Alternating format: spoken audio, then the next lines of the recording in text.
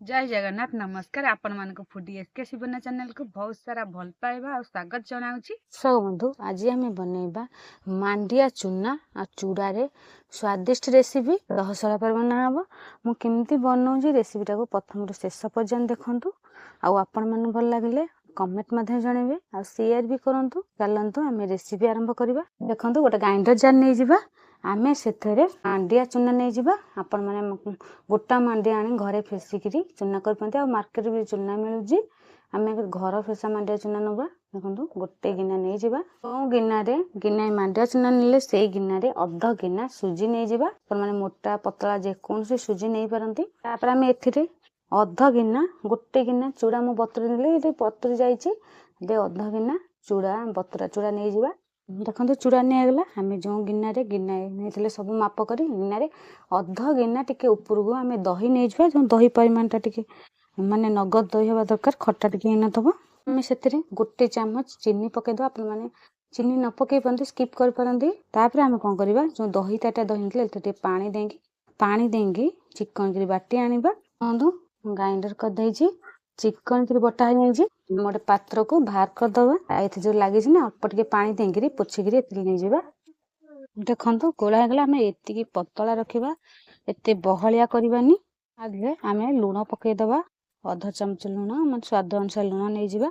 लूण नै कि भल्ला किंतु गोली दबा बिना सोडा इनरे पूरा नरम नरम मांडिया चकुली बना हबो।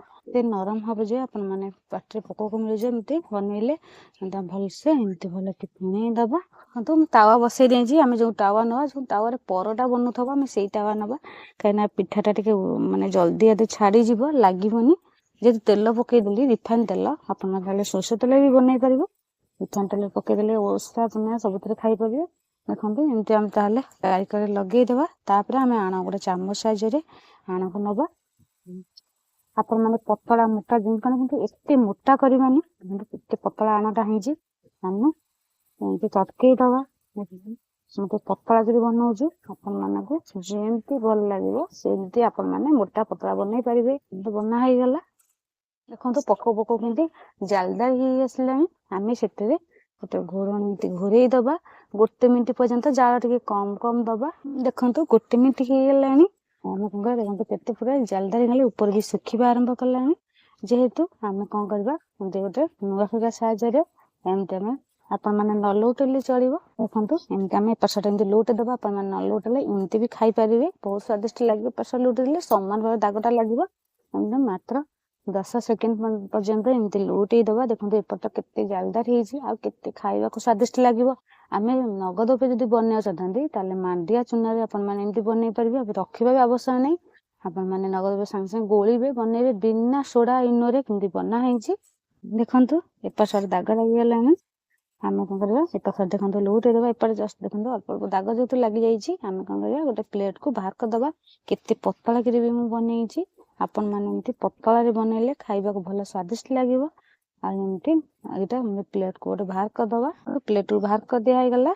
हमरे अल्प टिके तेल पके देछि सेमती चामच साइज रे नै जिबा। हमें जो साइज बनेबा सेमती हमें आउ आधा चामच नै जिबा। नै करी एमती पूरा पतला कर दबा। जेतु पतला करी बनेछि हमरे केते पतला करी भी हेई परछि।